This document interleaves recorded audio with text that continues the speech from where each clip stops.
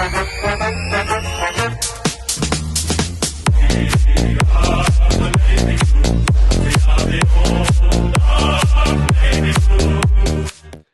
one and all, and welcome to another episode of Baggers Chat. My name is Mitch Panson, and as always, we are joined by Ethan Daffy, and today we are doing a bit of a different episode. Obviously, we aren't playing this weekend because it is our round 12 bye, so we are doing a mid-season review, and it's probably coming at a good time, Daffy boy, for this mid-season review, because more importantly, it gives the club a bit of a reset. Yep. To kind of tackle the second half of the season. But more importantly, that's the first F-bomb of the episode. It gives every single supporter a chance to just reset and not worry about Carlton this weekend and if we're going to fucking shit the bed once again. So I'll throw straight to you, Daffy boy. How are you to start off with? How was you the past few days? And the first, I guess, initial thoughts ahead of this mid-season review episode, mate? Oh, that is an intro and a half, that one. If you told me at the start of the year that would be the intro for the mid-season review, I would not have turned up to any games for the first half of the year. But no, I'm going all right. Like you said, it's a much-needed break. I think it's the first. I guess the 23 bye was probably good for us as well, heading into the back end of the year. But yeah, it was sometimes when you have the bye, it's like, no, I don't want the bye. And then now we have the bye, and it's actually we really want the bye, and it's kind of an extended bye because you got the Sunday game as well. So it's a bit of a week and a half, bit of a breather for us too as well, the episodes and us supporter base. I'm sure we'll still be talking about Carlton every single day because we're idiots. But yeah, it's looking pretty grim at the moment, but I've said to you off air, and I'm not saying this is not saying we are a lock for any of these games because they have not shown us anything. They have been pathetic. But for the next month, if they have the kahunas and the ability to pull their finger out, they are winnable games. Absolutely winnable. I'm not saying any disrespect to Essendon, no disrespect to North, West Coast. They all come out thinking, we're vulnerable. So, but if we're being serious, that's the last chance.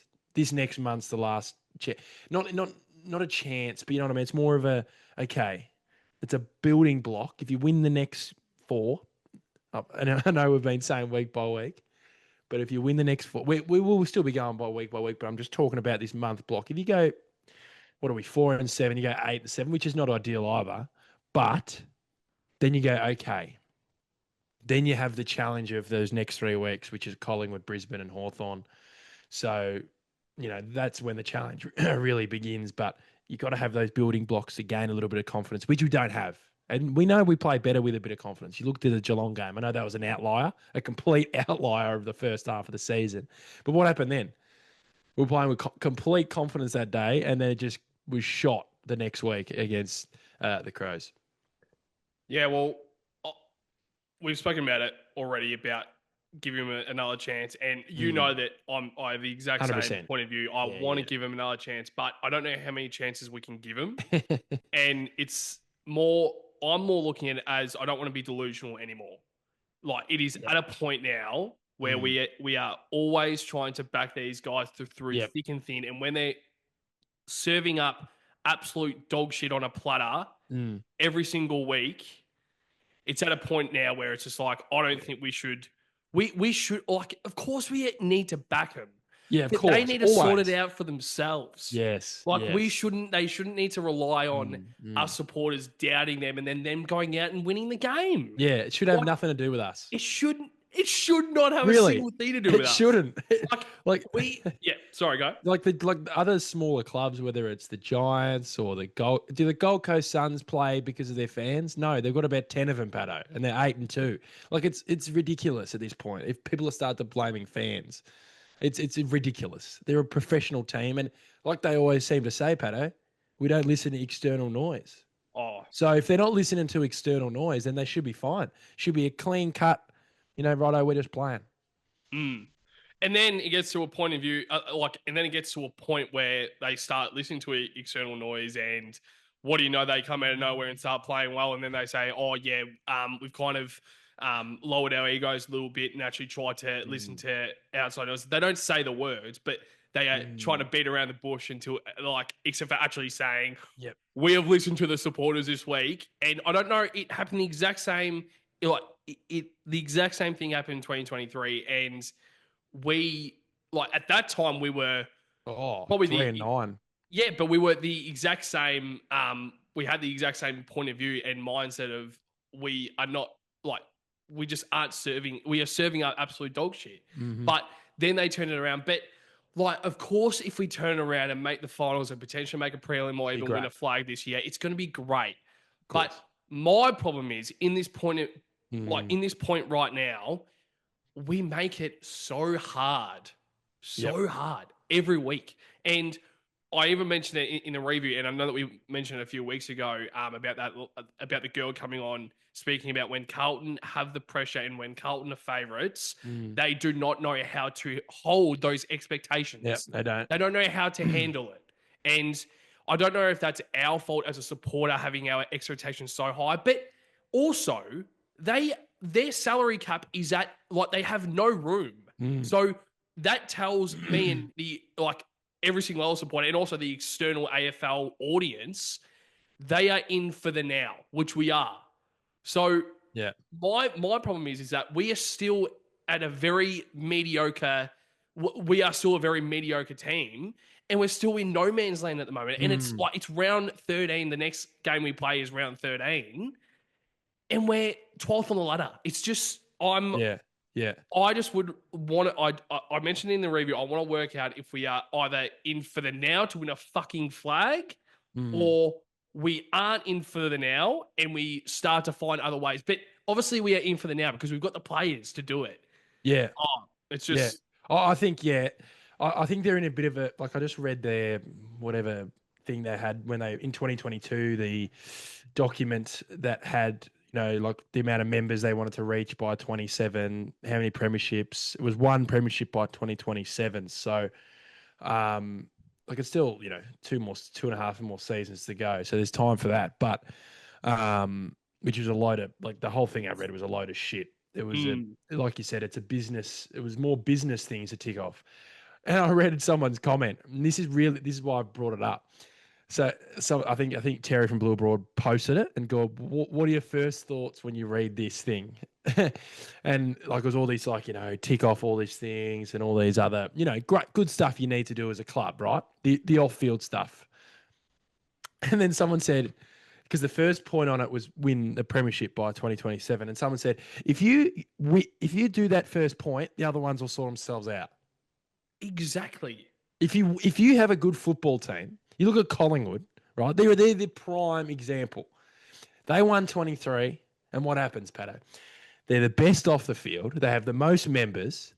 Like, it's ridiculous. I don't think they stop worrying about the off field. It's already probably great anyway at our football club. I don't know. Graham Wright has he has the vision that the off-field stuff is perfect. He wants to really nail into the on-field stuff, which I'm excited about, and excited about what he can do with the on-field stuff. But it's so easy. It's not easy being a successful team. Clearly, we've shown in the last 25 years it's incredibly fucking hard. But you do the main thing. We don't care about how many members we've got. We don't care how much money we're making, which is great. You don't want to be broke, and we're making a lot of money, which is great. If you have a successful football team, Patto, the rest will come. Every box will be ticked on that thing, and I'll send it to you after. But it was it was in my face going, fuck. Like, that's all you need to do. Point one, win a fucking premiership. Yeah, well, literally our conversation last night on text message was exactly that. I literally mentioned, if you go out and win a flag, we are in a very fortunate position with the Carlton Football Club where we have a very proud history. Yep. So we have generations and generations and generations to come that will support this club no matter what. This club will never fold. No. Because they have too much money. They have too many members. They have too many generations. Yeah. And the history is too proud. Yep. So I'm looking at it where that is the only thing we need to do.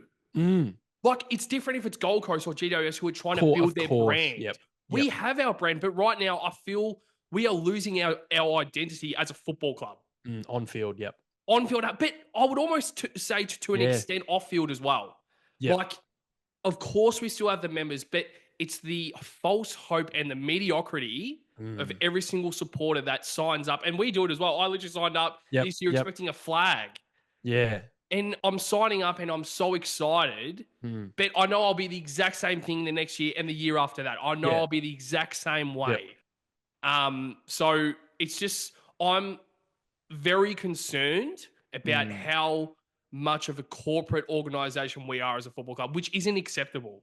Because of course that's important. But as you said, and as we said last night when we were talking on text message, it is about flags. It is about winning. Like, if we win 5 premierships, of course people will start to. Of course. The person who's coming from, I don't know, India. Yeah. Coming into Australia and they want to get a part of the culture of like Australian rules football. They say, oh, well, who's good at the moment? Carlton. They've won the past 5 flags. Yeah. Hawthorn are a key example of that from 2013 to 15 because my high school was very like multicultural and it was fantastic to see. And what I noticed, so when I went from primary school to high school, my primary school there was a very Richmond area, so there was a lot of Richmond supporters. But when I got into high school, it was a lot of multicultural like people, which is fantastic, and a lot of them went for Hawthorn. See. And you know, and they still do. I've got some old, you know, high school mates who I see, you know, they pop down to games and stuff. Like, oh wow, like, you know, like he's not a huge footy fan, but he still goes to a lot of games of Hawthorn games. And now they've locked in. You know what I mean? So, the fans isn't the issue at all. Like you said, it's it's just they're worried about $10 tickets. They selling $10 tickets. It's like it's this PR spin. It is just, it hurts me. It really does hurt me. And one key example, this is not a Carlton example, but funnily enough, this is very similar to what Carlton would do. So Melbourne obviously are in very good form, and my old man's a member, and he got an email literally 12 hours after they won the other day going, here's a 2025 season survey after they start winning. Would that be the most Carlton thing to do ever? Imagine if we win the next 4 weeks, right? Pretend we win the next 4 weeks. There'll be surveys. There'll be, 20% off jackets. There'll be. I couldn't believe what he told me. I said Carlton would literally do that. So it's funnily enough. I know it's a mid-season review, but it was just very coincidental that they finally, they're playing good footy and they get a survey sent to them. It's like a recency bias. Like, 100%. The last few weeks have been pretty good with a win. Well, I reckon, literally, you literally said it. I reckon if we win the next 4 games, that survey will be coming. That survey will be coming straight away, happy boy.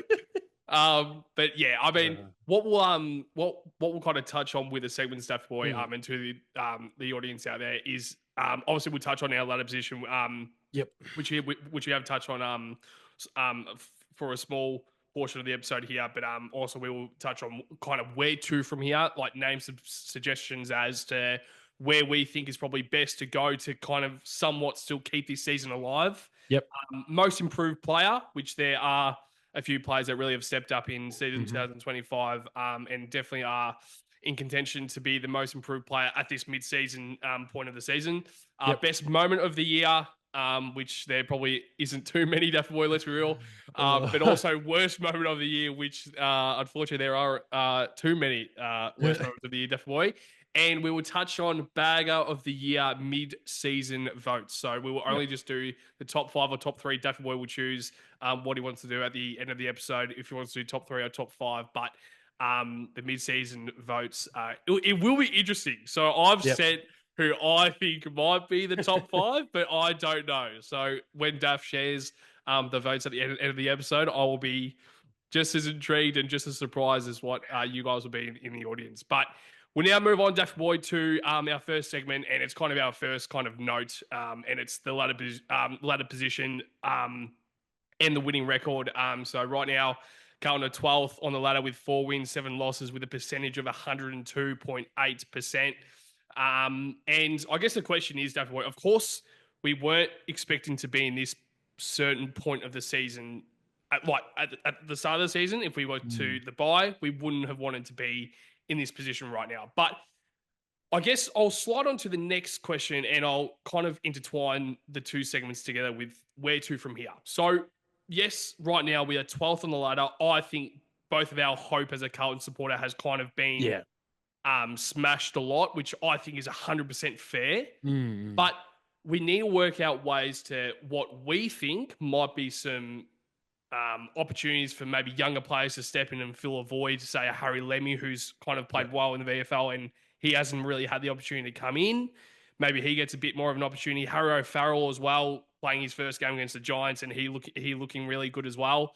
But touch on the ladder position and where you think you probably would have expected us to be at this point of the year, at the start of the year, but also where to from here if you want to name some examples, because right now it's looking pretty grim.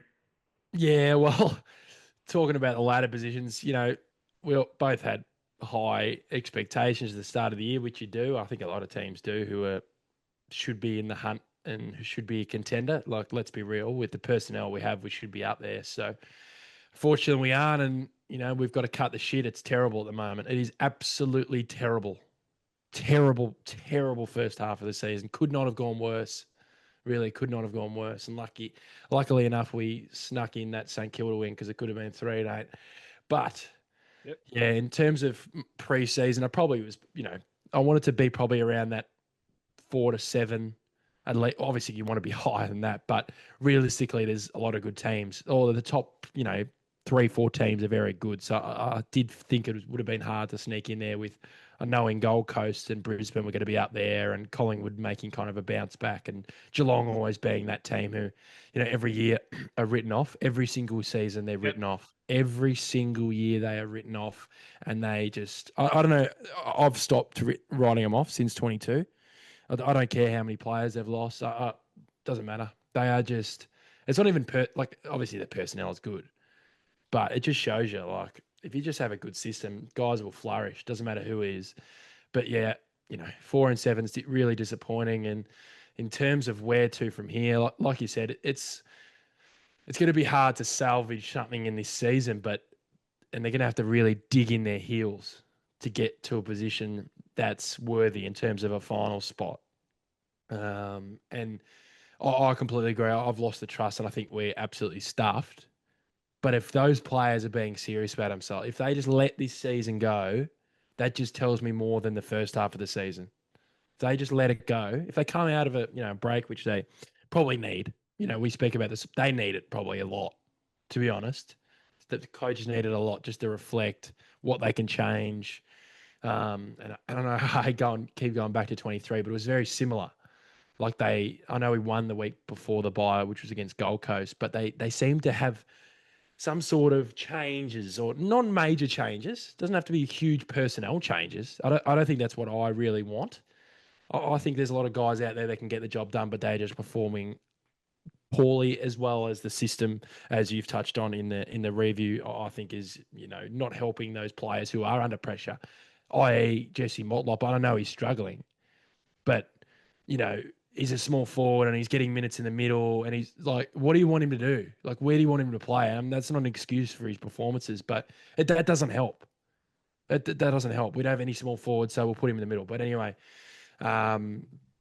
if they're being serious about themselves, where to from here? I want to see a simplified game style. I want to come out again Essendon. I don't want to see, backwards kicks, switching when we don't need to, controlling the ball. We are not that team. We're not that team. And I'd rather lose games attacking. I don't want to just leave it out there and just get done out the back. But I think we can be solid enough. Those guys in our defence, they're intercept types. They like that attacking style where they're flying at the ball and then they're going, like McGovern and, Haynes, and even to an extent, even Wiedering when he intercepts and he's going. But I've seen with some of those guys, they've just been obviously told to control the ball at certain stages of the game, especially on the weekend.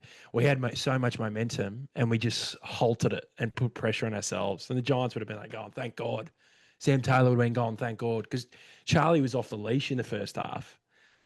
He was off the leash and we enabled them to control him in the second half. And I know his second half was atrocious. He had one touch, but that was because we just halted our momentum. So I just want to see a simplified game style. You know, the intent's there. It's there. That's not the issue right now. Like they try. I heard people saying they're not trying. They are trying. They are busting a gut for no reward. That's when you know it's a system thing, which I love that you touched on in the review. So simplify the game style. You know, with Lemmy and stuff. Like if he's in the side, if we're still playing the same system, he won't play well. That's the thing. Like, is there a point of bringing him in? Well, I agree. I'd love to have him in, but if we keep playing the same way we're playing, he'll come in and get dropped in 2 weeks because he won't have any opportunity. So, yeah, simplify the game style. I'd like to see a couple names that have been in the 22 back. You know, whether it's Cotter's coming in. I wouldn't mind a Chin Cotter coming through, probably playing a defensive role to allow Sard to push up the ground, especially without Newman. I don't know when Newman's back. I think it's going to be late. So we need someone just to take the best small. Let Chincotta do that. Let that be his role. But other than that, Patto, yeah, just simplify it. Just play with some enjoyment, bit of flair. You know what I mean? Like 23, we just unleashed the shackles. And I know we played on emotion, but we might be that team that just has a little bit of, you know, like if we play against Collingwood in 4 weeks and we've won the first 4, imagine the confidence we'd have going to the game. I know it's still a major hurdle, but wouldn't you rather have that confidence heading into that game rather than, you know, being up, down, up, down, up, down? Yeah, it's a great overview. A lot of things you said then, you kind of give a bit of a perspective of maybe we aren't as bad as what we think, or maybe we aren't as bad as a position as we think, because I think there's a lot more of the season that is still yet to be played out. But then it goes back to like, why do we have to put ourselves in the position to fight ourselves out of the dark to then like it just That's the most frustrating part, because we both asked pre-season, can we just be consistent? I don't even care if we're 6th. Can we just be consistent? Yeah. And like that's exactly what we said at the start of the season. I know that the main thing you said was week by week and expecting like, you know, exactly when you go to the ground and sit in your seat what you're going to expect. But that's the thing. I think we do know what we're going to expect now, and that's the thing. It's pure shit. It's the other way around. It's like we were expecting. I was thinking that in my head. I thought you were about to say it, and you did. It's the other way around. Yeah. Like we've said, like we could have redone our review of about 7 games this year, probably the 7 losses, and just replayed them. Yep. They're the same issues.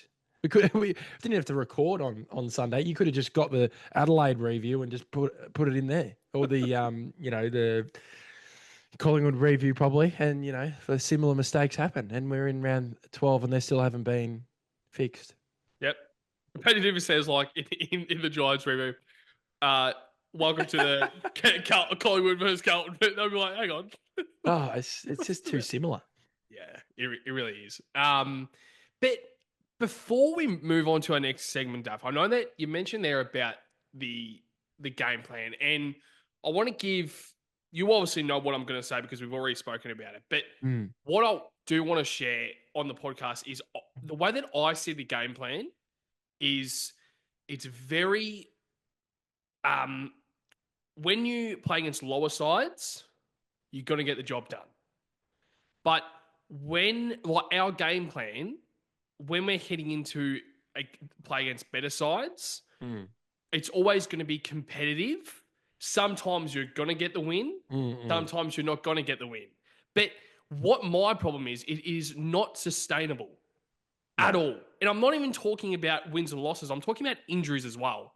Players are working, as you said, working their absolute asses off every single game. And our issue this year has never been they aren't trying. When we kind of thought we thought it was, but then we were like, no, they actually are trying. And people who say they are trying, they obviously aren't watching the game. So that's just and I'm not having a go at our own supporters, but that's just the facts. Like, if you actually want to actually go and watch the games and see how they actually act on the field, please do. because I actually want you to go and actually see how these players are trying, because they are trying their absolute asses off. And I'm not backing and saying that this is acceptable. No. It is so far from acceptable, but that's the problem. I am viewing it as it's game plan. You just mentioned there that it's game plan. Yeah. So to me, and I would assume you're the same way, that then turns to Michael Voss. So he obviously needs to make a change. My question to you is how many... All right, I'll give you the next 4 weeks. If we lose to Essendon, is Michael Voss gone? No. Okay. So if he's not gone, how long or what needs to happen in your mind to say he needs to go? Like, what is it? Is it? Hang on. Is it Carlton not making finals? Like, is that something that if he does not make finals, he's done? Yeah, well, they seem to have the view of they're not going to sack him, but I've heard that before. But I don't think there's a benefit of sacking him now during the year. That'll just write the whole year off. Yeah. Which I think it would be written off if we lost the next game. I don't see any benefit in that. We've done that before. I know we've had, little spurts and stuff, but it eventuates to nothing. I've never seen a team go on to make finals after a sacked coach, really. So, I think if we miss the finals, for me, he has to go. It's either that or you get better support around him. But then it's like, if you put support around him, then everyone goes, Longmire's looking over his shoulder. He wants to be the coach. Then it's going to be too hard. So I think the easier option would just be to sack him at the end of the season. If we don't make finals, he's had 4 years. We've actually given him time. That's the thing. It's not like with Teague, where we really only had 2 years. 2 years. And that was a Charlie Curnow less. 2 years. He didn't have Charlie. So, and he was fairly sacked. But if we don't make finals now, something needs to change. And, I don't know who comes in. It's never really worked for us. So we've just got to... I'd back in Graham Wright to make the right decision. That's why I'm backing in sacking him if we don't make the finals. And I back him if he doesn't as well. I feel like he'll look at it in a way that if he isn't sacked, then everyone will be going, what the fuck are you doing? Everyone will be like, what are you doing? What are you doing? But I actually trust his work at other clubs he's done. He was at Hawthorn, he was at Collingwood. It's his first actual job as a CEO. It's his first job as a CEO, but he has such a footy scope. Like, his look on, a club is footy based. And we've been crying for that for a long time. I know Brian Cook was great. He set us up in a better position. We have been better the last few years, not to the point where we want to be premiers, where we're going to be premiers. But I really back in Wright and what he'll do, whether it's through list, whether it's through coaches. Because if he doesn't sack him, then we've just got to back him in. Maybe he thinks it might be the personnel. I don't know. I'd imagine he's been looking at that the last few months. Luckily, he's been under Brian Cook for the first 5 months. He takes over in July, Graham Wright. Yeah. So July will be an interesting month to see what happens there. So that's my question. And I love that you mentioned that, because I think that's been a major problem from a corporate point of view. We haven't had enough football minds. And that's something that I think needs to change with the board. And I don't know how that will change. I don't think it will ever change. But at least from our point of view, if we're seeing a corporate position like a CEO stepping in and he's a football mind and seeing what he's done at Hawthorn and the Pies, I think that's really great. And having a bit of support from Brian Cook as well will be good. But I don't think he really needs the support because he knows exactly what he's doing. But my question is, and now that he's stepping in July, do you think he will come in and make immediate decisions? And one of them could be Michael Voss. Yeah, 100%. There'll be a numerous amount. He will do something.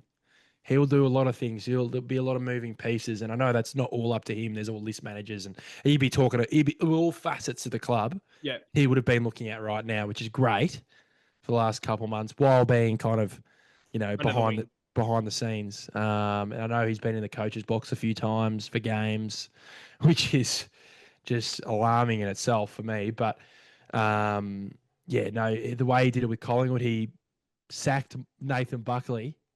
They sacked Nathan Buckley during his time. I think he was a football boss at the time. I think he was a football boss at the Pies. So he sacked Buckley when it was really gutsy at the mid, and he hires Craig McRae, Patto. He hires Craig McRae. They get 4 ins. They didn't fully rejuvenate their list. They had a lot of the same list they've got now. But you bring in, Bobby Hills, and you give more games to, McCreary's, and you draft certain players that, you know what I mean? For me, it's promising, because I don't think we need a full clean out. No. We don't need a full clean out at all. And he would be thinking, in my opinion, I think he'd be licking his lips going, whenever the time comes and he goes, I know what the issues are. Could be the coaches, could be certain, we need to bring in a couple, just a couple free agents to top it up, a couple of 28, 30-year-olds just to win us games, you know what I mean? Whether it's Liam Ryan or fucking whoever it is, they'd be eyeing different players. So based on how we're playing. So I'm excited by that. It's going to be tough because no one's really been able to unlock that door for us ever for the last 25 years. And he has the opportunity to do so. And I'd imagine he'd be pretty excited by that prospect of being the person to turn it around. Yeah. Well, that's when I'm looking at it come season's end. Do you think we will be more active? Like, if we do start to, say if we end 13th and Graham Wright comes in and says, sorry, Michael Voss, you're not the man. Need to make some changes. New game plan. But from a players list point of view, do you think at the end of the season, do you think the changes will be made from a free agency, bringing in free agents? Or do you think we'll explore more the draft ahead of Tasmania? Yeah, well, the thing is, we have a terrible draft hand, and I know if TDK I'm still so 50-50 on the whole TDK situation. Me too. I think he really needs to stay. Yeah. For us to win games. Yeah. I read a few comments. They've just swayed me the last few days, and I think he'll stay and just be loyal. But it's a whole domino effect. If he goes, then you might have more space to bring in free agents. If he doesn't go, then you might find other options. I don't even know how the salary cap is looking. People are saying it's tight, but we're still interested in guys like Bergman. So there's clearly there's wiggle room clearly in there. Yeah. We're looking at Houston. There's clearly wiggle room in there. So there's clearly something in there. There's guys who aren't on their original deals. McGovern, Williams has got a year left. The guys like that. So we all kind of think we're still paying those guys $900K, but they're not at that stage anymore. So I don't know if TDK re-signs and it's over $1 million. So be it. We've locked in our midfield for the next 5-6 years, but then also we have the opportunity of bringing in other guys. But he's going to get you. That's the thing for me. It's a massive risk. Like if you lose him, you bring in a ruckman and he's a bit subpar, and then that could be the next hole we have for next year. So that's the weighing up. It's massive decisions, and I think Graham Wright has the ability to make those decisions. He's not sitting on the fence like Carlton usually are. And I hope we're filming this on the Wednesday. We've got the mid-season draft tonight. This video will go up on Thursday, so we'll know. People watching this video will know who we've picked up. But I don't want to see any safe picks. No more safe picks. No more ready. Like if we're going to be serious, there's 2 players there.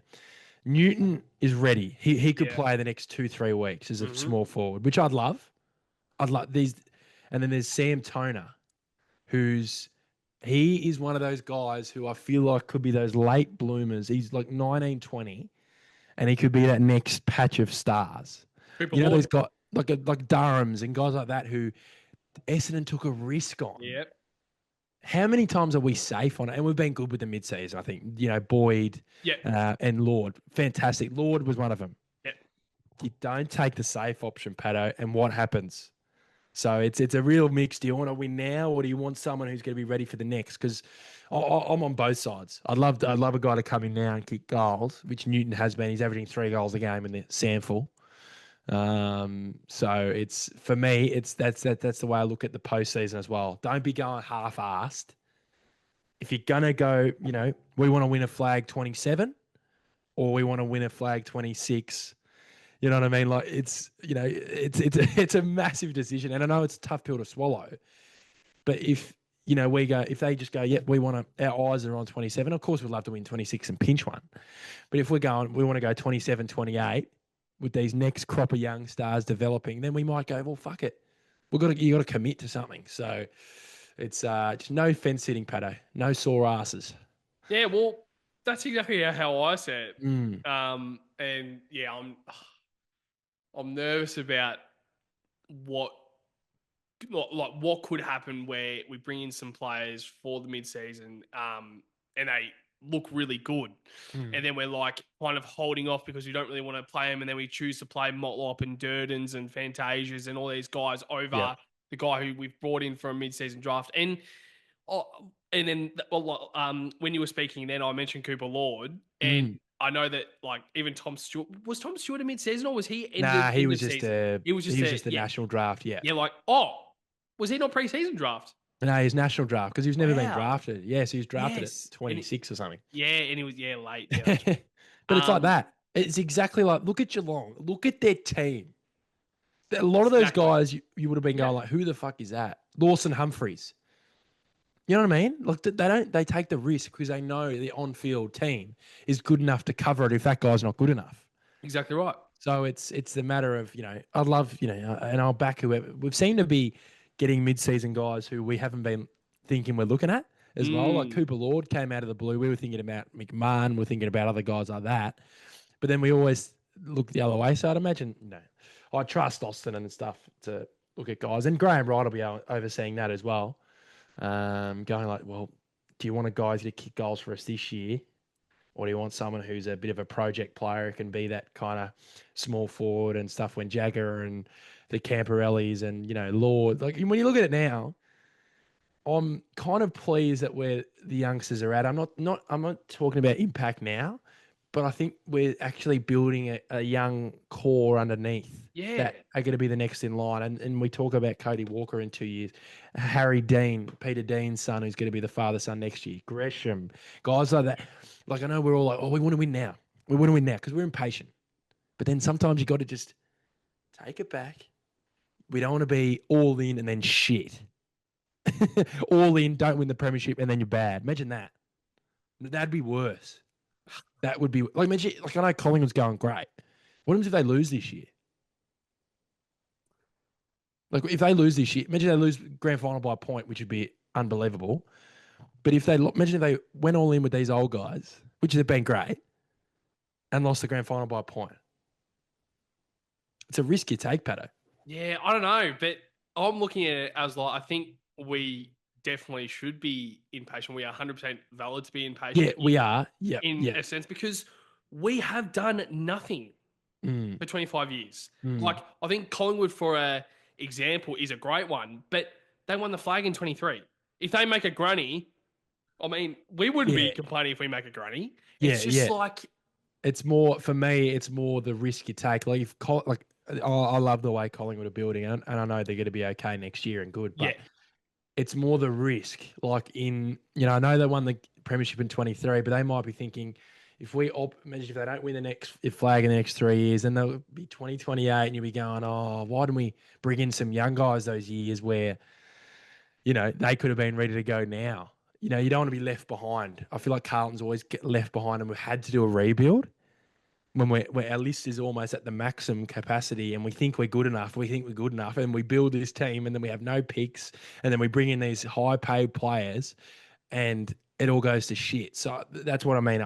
It's all more of an insurance. Yeah. Like, okay, it's like we don't win a flag. Who knows what's going to happen? 25, 26, 27, you don't win a flag, but you've got guys like Jagger and you've got guys like coming through. Cody Walker is going to be a jet. Imagine those two together. And you're going to have Walsh and guys like that with them being the leaders. So I know I'm impatient, but there's also you just got to be smart with the way you use your list. You don't want to be going all in old guys because, with Carlton, if we did that, we'd fuck it up. Yeah, I think since probably probably since 2015 when we did that major rebuild with the Wiederings and the Mackays, Kerno, Silvanis, and obviously Cripps the year before. I think that was probably the last time that I've actually realised that like I don't think the club wants to go through that major rebuild again. So I think what I've seen the past few years, especially, is we still have the list that can contend for a flag.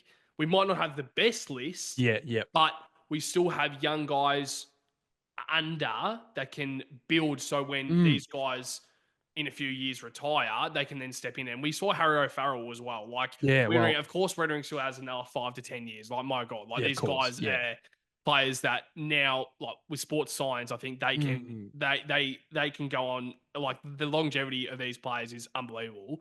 But you can have O'Farrell now who can be developed. And we saw it with Mackay. Like Mackay was developed all those years and we were crying out for when is this guy going to play? But you develop him and then he steps in and then he plays a role. So I think that's something that I've really liked. And I don't mind if Jagger doesn't play a single AFL, I mean, he fucking will. Of course he will. But like if Jagger doesn't play, yeah, like if he doesn't play a single game next year because he's developing and our midfield's too good, I think we're in a good spot. So, do you want to? So, one more thing also about Graham Wright was the executive general manager of football at Collingwood. So, there you go. He was actually stepping in, and as you said, he's now stepping in for a brand new role, a role that he hasn't done before at the club, at Carlton as a CEO. So I think that's great. But before we move on to most improved player in the rest of the segments, is there anything else you would like to touch on about, I guess, where to from here and anything else that you want to say? Yeah, I'm just clear. I want to see a simplified game style. I want a bit of entertainment. We've got good players. I want to see entertainment. I want to see Sard take 2 guys on. I want to see guys take it on. I feel like even Ollie Hollins has been taking it on and people give him shit for taking it on. But he's actually trying to find a target that we often don't try to find. Instead of we just bang it on the boot to nothing. And then he gets caught. Everyone goes, oh, what's he doing? But then if someone, I don't know who, for example, pretend Doc is in the back half of the ground and he bombs it. No one talks about that. Everyone goes, oh, what's Charlie fucking doing? It's like, it's a bit of a mix. It's a bit of a mix. Like we want these guys to try and hit targets and short targets. And, when we do nail it, the Geelong game is the outlier. Watch that game again. And we were hitting targets, 45s. Like it was, and it was a game that, it was in our hands, but still, like, I want to see a bit of that. I want to see enjoyment. That game is the only game I've walked out proud this season. So that's also a big thing from here. I want to walk out. Even if we lose to Collingwood, which I hate the thought of, and I don't accept losses. But if I want to go to games and play Brisbane, take it up to them. Yeah. Take it up to them. Put yourself in a bit. I know we have been putting ourselves in winning positions. But just put it, take it to them. You know what I mean? It's Anyway. It would have been very funny at the start of the season to realise where we would be right now at this point in time.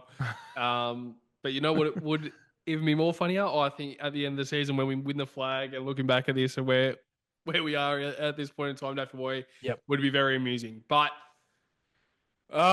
let's now move on to some segments, Daffy Boy, for the mid-season review. And the first thing we will touch on is probably the one, maybe two positive segments of the year. Oh, well, I mean, obviously with the bag of the year, but I think we'll try and touch on a bit in the worst moment of the year. But most improved player, Daffy Boy. There are so many names out there. You've got Cooper Lord. You've got Jack Silvani. You've got even like the midfielders of Adam Chera stepping back in and kind of playing a role. George Hewitt as well. Like there's guys that have really stepped up this season. There's so many. Who would you say is your most improved player for the mid-season, I guess, point in time? Yeah. Those players you named are definitely have been improved in 2025, which has been good to see. I forgot about George. He's just always been good, and he's just got to that level of great this year. So apart from the hiccup last week, but my most improved player for this season. I love Lord. I love George Hare. I love what they're all doing. But for me, I think he's almost improved himself so much that he has locked himself in a position for once. Yeah. And it's Jack Silvani for me. He has become one of the best defenders in the league, and we really need him back, of course. I think that he was a big out on the weekend. People say we're one of the highest rating defenses, but some of the goals we gave up on the weekend were absolutely horrendous. And Jack Silvani doesn't do that. He doesn't. He fights for every ball. This is what he's been doing for his whole career, and now he's doing it in defence. And I really love what he's doing, and I'm sure he'll be back ready to go for the Essendon game. Yep, love it. Oh, I'm not going to lie.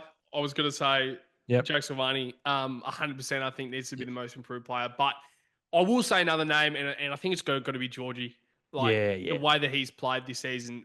There's been people saying that he's in Brownlow contention. Like a few years ago, if you told me that George Stewart was in Brownlow contention, preparing a speech for Brownlow night, I would have been laughing in your face, Duffy boy. So yeah, I think George Stewart definitely is one of those guys that is the most improved. But as you've already said, Cooper Lord as well. I think these guys have really stepped up, and it's good to see some sort of improvement. Even like a Matthew Carroll as well. Like yes, him kind of stepping in. Billy Wilson as well, kind of doing his thing in the VFL. So I think it's great to see. But I think that's just a few names there, Daffy boy. But we'll now move on to the best moments of the year, Daffy boy. So there are a few wins that we can go off. There's only 4. But I guess the best moment of the year, it could even be like, it doesn't even need to be Carlton related, mate. It could be fucking you at the MCG watching the D's take on the Swans and seeing buddy Cozzy Pickett absolutely running. I tell you what, he'd be perfect for us. Oh my God, yeah. Oh my goodness. I'll throw straight to you. Best moment of the year. What do you say? Yeah, it hasn't been, they've been far and few between the best moments this year. I've got 2, I'm not going to do 2 of them, but I've got 2 in my head right now. My moment of the season, I think, I don't know, I'm trying to differentiate one of them. One of them was in my favourite win. One of them was in a more recent win. It wasn't our best win, but the St Kilda, Harry Mackay from the boundary. Love it. I know it's a game. It was a tough game. We battled hard. We won the game. It was hard fought.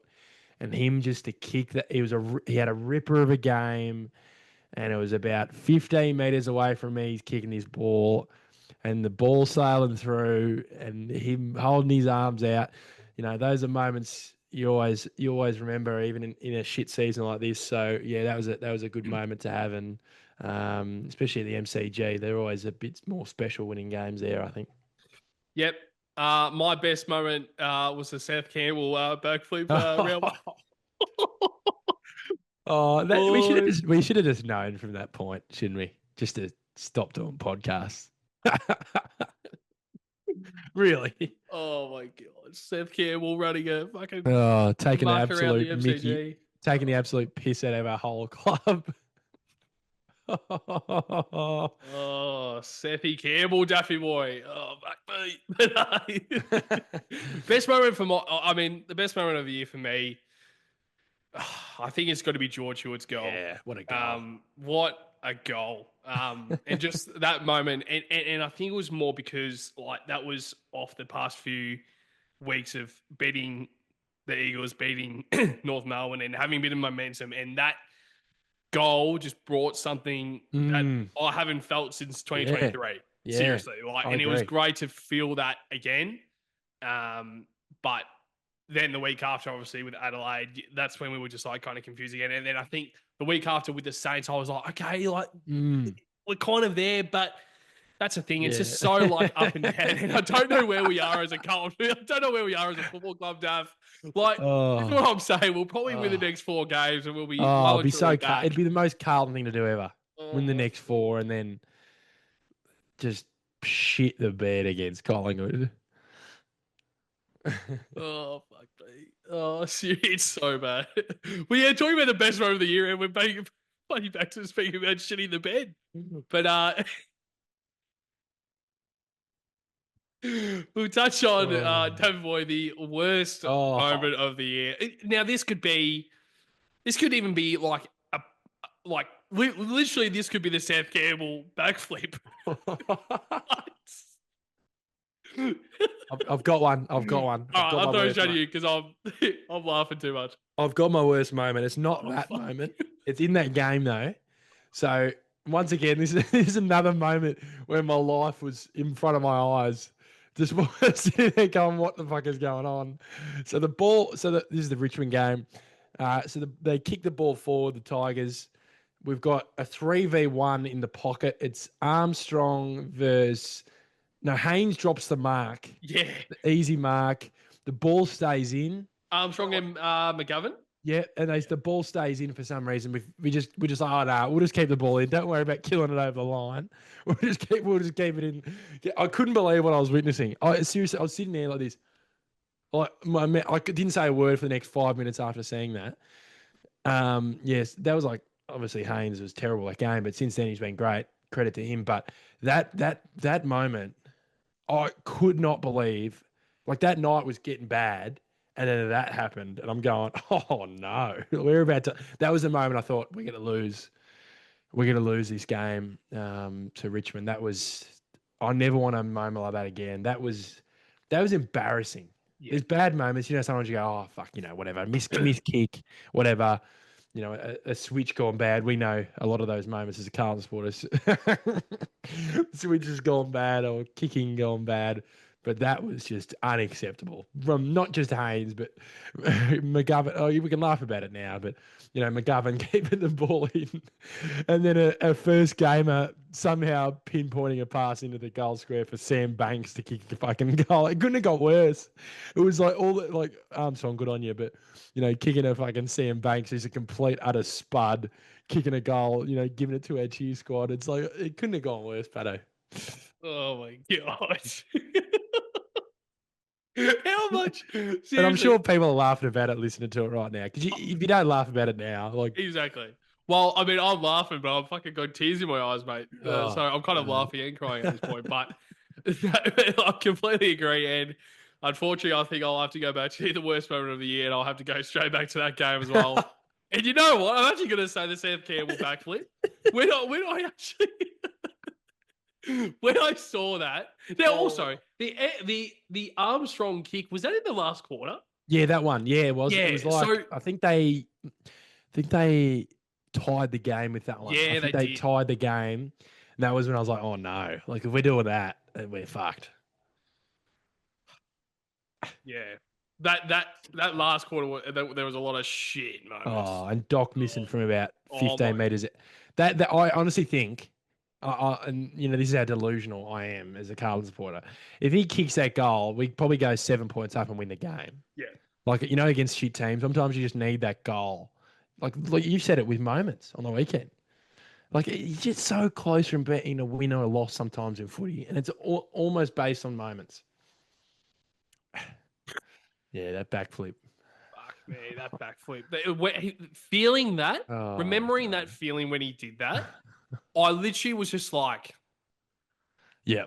what do you fucking do? Like, seriously, this is actually a disgrace. Like, you're literally watching this shit, and Seth Campbell, the guy who literally has made a name of himself from literally doing a backflip. Yeah, he's a good player. Good player, but he's doing a backflip in front of 85,000 at the MCG against Carlton. Oh, it's just I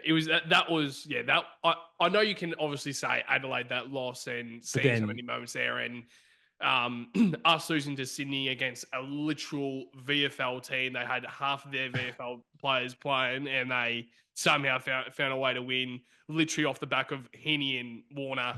And then last week with the Giants and how we let Toby Greene run around like he is probably one of the most damaging players in the AFL, and we do not give a fuck about where he is. It's just astounding to me. It really is. I just like, what I said to Jacob as well? I was speaking to him at the game, and I'm like, so Toby Greene is the only guy who literally looks likely to win this game on the weekend. And Heaney and Warner were the two guys last week. So my question is, why don't we just put two players next to Heaney and Warner? Yep. last week. Just put a player next to Greene.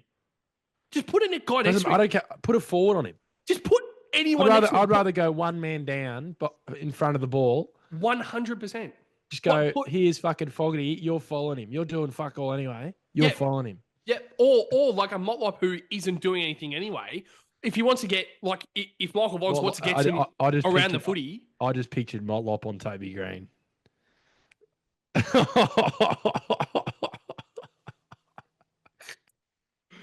Oh, fuck. This is unbelievable. We're just laughing at our own expense at this moment.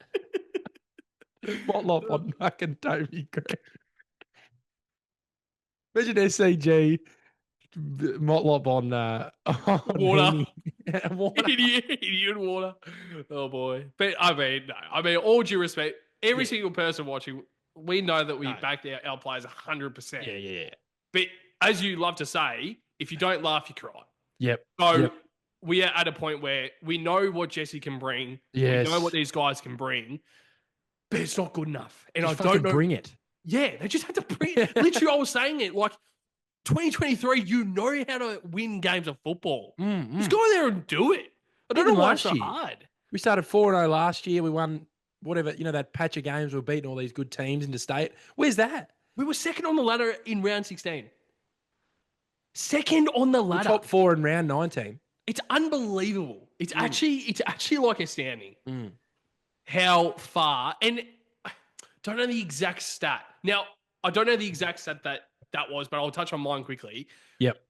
Me as a supporter, so I haven't been to a win since round 19 last year against North Melbourne, or round 21 of like those North Melbourne. So you haven't been in stadium? No. Have not been in a stadium since the North Melbourne win last year. Isn't that crazy? That is actually crazy. I had a very similar situation.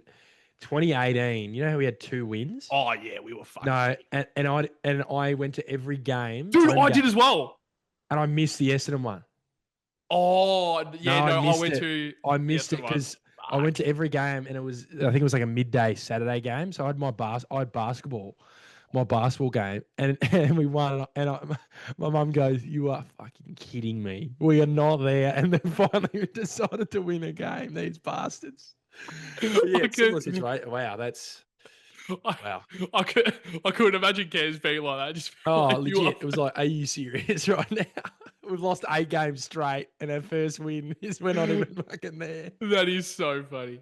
No, but so I mean, I literally will go through. So obviously, I went to the Saints game last year. So I haven't gone to a win this year. I have not gone to a win this year. Yeah. It's pretty unbelievable. Yeah, But obviously, we lost to the Saints last year. I went to that game. Yep. We beat Eagles, but obviously I wasn't there. Went to the Hawks game, got smashed. I was there for that game. Went to the Pies game. I was there for that game. Yep. Went to the Port game. I was there for that game. And the last game was Carlton North Melbourne, round 19, where we won by 19 points. That's unbelievable. Yeah. Yep.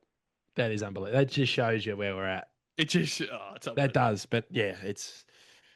I think by far the worst moment of the year is probably that Richmond game as a whole. Yeah, it started the whole year badly. Yeah. You just knew that we'd lose the next 3 because of that game. It was just it was even clouded in a supporter base. We all thought, we didn't think, but remember those like 3 games after Haynes was good. Haynes was good in the fucking Hawthorn game, and then everyone's giving him shit. Yeah, I know. Just because of and I get it. Because that round 1 game that gave us so bad PTSD.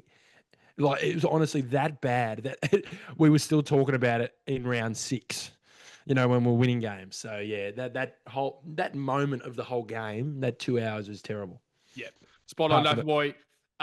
Let's now move on to our last segment of the mid-season review.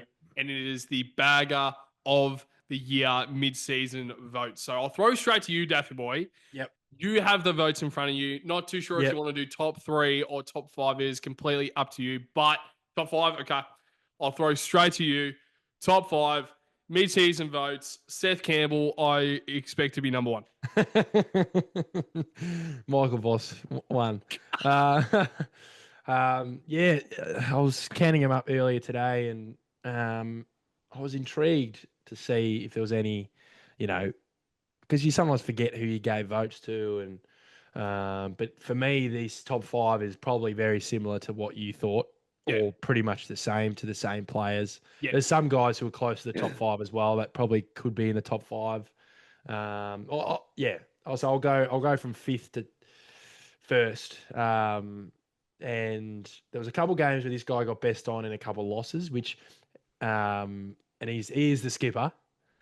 He is Paddy Wow. Cripps, so Cripper. Yep. he's fifth. He's equal fourth with the next player in Harry Mackay. Harry Mackay is fourth. He's had a few best ons as well. That helps because we've got a 3-2-1 system. So it's similar to the Brownlow where, if you get best on grounds, you're going to be up there. So both of them with 10 votes currently in the season. Now third. Now this is where it gets tasty, Patto. Who do you think? I'll give you let's actually guess your top three. Guess your top three, and I'll go with the names. Guess first to third, Patto. Doesn't have to be votes, just whoever you think. I'll go George in no particular order. I'll go Georgie in the top three. Yep. Oh, who else had a good season? Ches? Look at some classified information. Who else has been good? I want to say Haynes, but I don't know if he'll be up there. You know what? I'll say Hewitt, Haynes, Chera.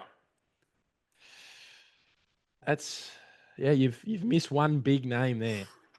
You've missed. I think I know. Big in stature as well. I think I know as well. So third currently is Nick Haynes. Yep. With 13 votes. He's had a few votes. Probably, I think it was, if I'm correct, reading this now, it's probably like from round 3 onwards. He's had some voting games. Probably, I think he had really high in that Geelong game, which was his highest. I think he had 5. He had some after that. Since the point now. So he's third with 13 votes. I'll do second. Tom De Koning. Really? Okay. So TDK's been up there. Okay. Yeah, with 17 votes. So he's got 4 more than Haynes. He's had 3 or 4 best ons, so that helps. Yeah, helps. He's had a good year. Yeah. Let's be real. And he's missed a game too with the Sydney game. And first place at the moment, Georgie Hewitt with 19. He's 2 ahead of TDK. Obviously, he's probably missed out on votes the last couple of weeks. But, yeah, and I'll say some closer names. I won't say how many votes they've got. But Sauce is close. Yeah, right. Yeah. Wiedering's close. Who else is close? Is Cherry, is Cherry anywhere near it? Cherry's close-ish to, Wiedering-ish. Yes. They got around the same vote, so I won't say it just so it's a exciting finish to the year. But, Chera, I feel like he's had a good year, a very solid year. And I feel like with the votes, we go with guys who are the 3 best. Yes. You know what I mean? Like he might be the 4th, 5th best every game, which is great. Yeah. Which is great. He has got votes. Not saying he hasn't got any, but I feel like guys like TDK and guys like George have had those performances, which gives them the 3s, which gives them the, but I'm intrigued because it's close enough. Like last year, halfway through the year, Cripps was on I think he won by 50 votes, which is just ridiculous in itself. But that's the votes for the year, and I don't think Hewitt will win. Yeah, wow. That's my thing. I think he will be top 3, but I think the way Haynes has been playing, if he keeps polling 1 to 2s every week, he'll be up there. And then, there's Walsh isn't in there.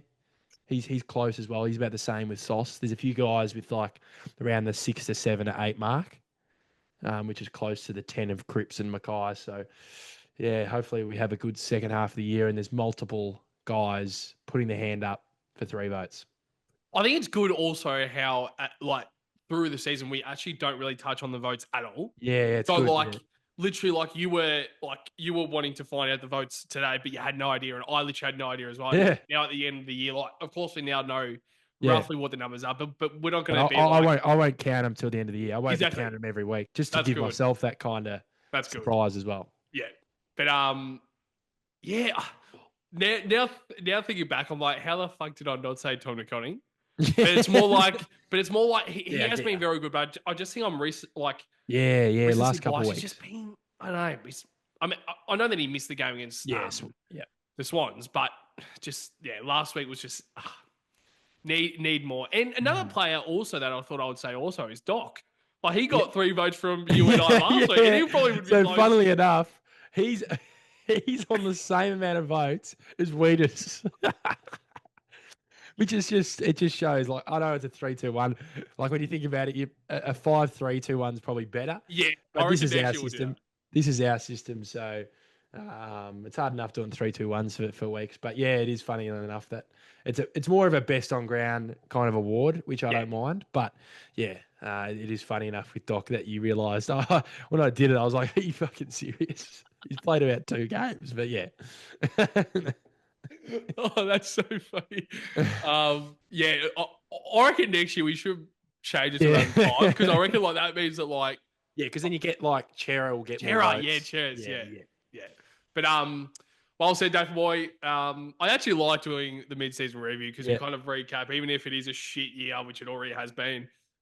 We can kind of recap and kind of it gives me the realization that it might not be as bad as I once thought. Yeah. And it kind of gives you a bit of a reset to kind of tackle the second half of the year as a supporter, but more importantly, hopefully as a Carlton Football Club and their performance on the field. Hopefully they can reset and kind of tackle the second half of the year. But before we wrap up the episode, Daffy boy, is there anything else you would like to touch on before our next preview, which probably won't be until mid next week because we don't play the Dons till Sunday? Yeah. No, it's good to have a break. I hope you have a good mental break from football. I know we're always going to keep tabs on it, but we're not going to have a preview for a little while. So, especially to the people watching, we love your support. The comments that have been flooding through we are very, very grateful, and everyone's saying that we're helping them, but in terms of their therapy, which is great to hear. But also, you guys are helping us.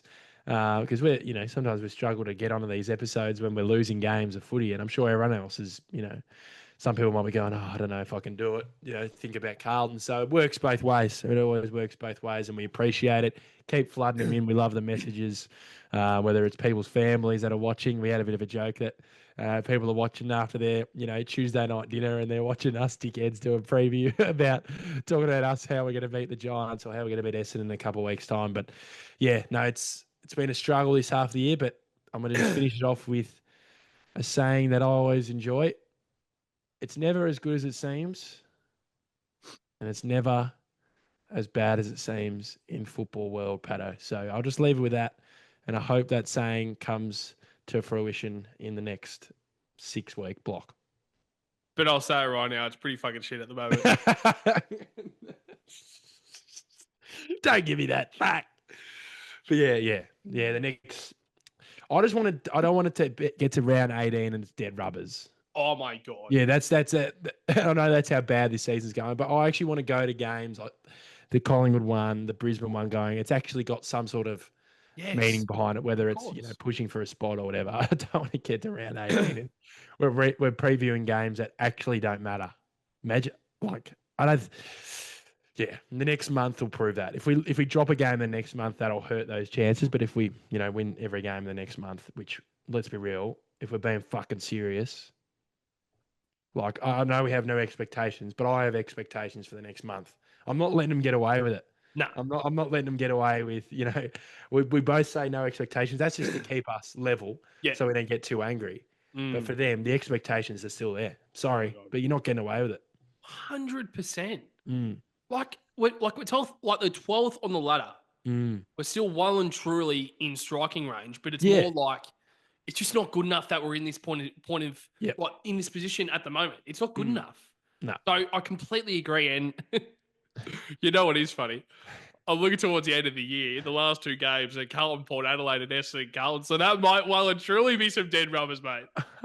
Oh my Oh yeah, good golly. shit.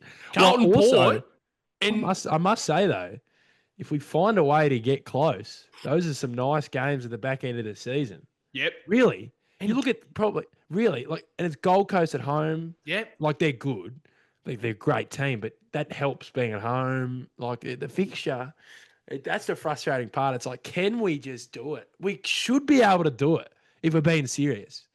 But the issue is we haven't been, and they haven't proven to us at all this season that they can. But I hope we're both proven wrong, Patto. I seriously do. I hope they're just going fuck you, or we were just building into this season. We've got to hope, don't we? Otherwise, we will go batshit crazy. Oh God, I just can't. I cannot see it happening. But I know. I pray it does. But yeah, because even the week before Gold Coast, it's Fremantle over there at Optus Stadium. Yeah, and we're good there. We play well at Optus Stadium. Yeah, we play well, and Daffy boy, we love to go week. Delusions coming in.